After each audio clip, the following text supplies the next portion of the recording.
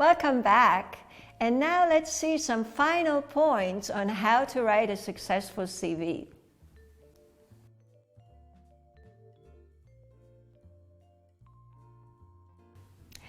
Many employers don't check references at this stage of the application process, so you can just opt to leave this section out completely or say references provided upon request. Now, normally 2 referees are more than sufficient.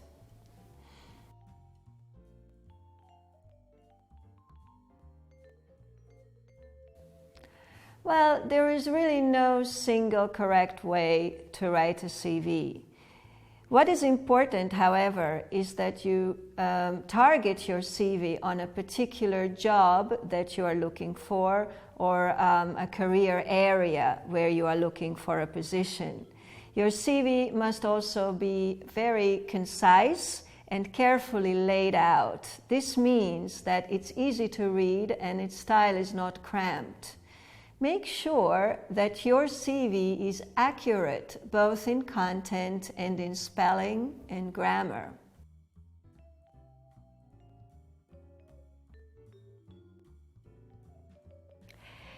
There are no absolute rules regarding how long a CV should be. But if you are a new graduate, your CV should not cover more than 2 pages of A4 paper. However, you must make sure that you don't leave out important items, important information, and that your text is not too cramped. It's easy to read. If you have more work history and you're writing an academic or a technical CV, your CV can be much longer, even 4 or 5 pages long.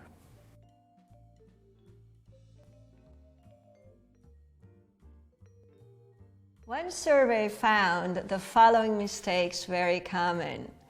One is the grammar and the spelling was not correct in the CV.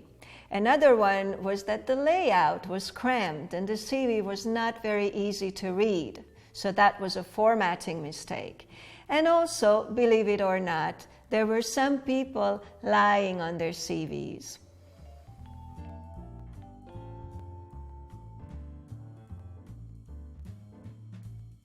Be positive, put yourself over confidently, emphasize your strong points, but make sure you are honest. If an employer picks up on some falsehoods or even lies in your CV, you are not going to get a job and you will be rejected very rapidly.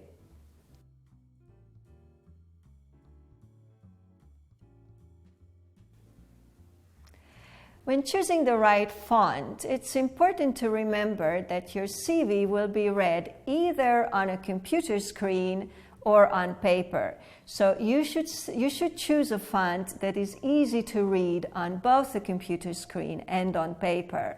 Don't choose a font that is too complicated or too fancy. Remember that people who use simple language are rated as more intelligent. So choose a font that is simple, clear, easy to read.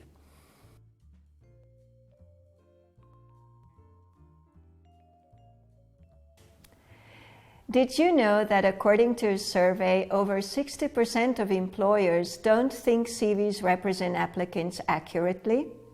Applicants often use buzzwords such as hardworking, motivated, or team player to describe themselves. But these words actually do very little to make you stand out of the crowd. So try to use these words sparingly. Instead, use words that really and truly describe who you are. Another interesting fact. Researchers at Cambridge University found that if your surname is King or Prince, then you are more likely to land a high-level job such as manager. If you have a more modest name such as Baker, you are twice as likely to end up in a low-level job or a blue-collar job.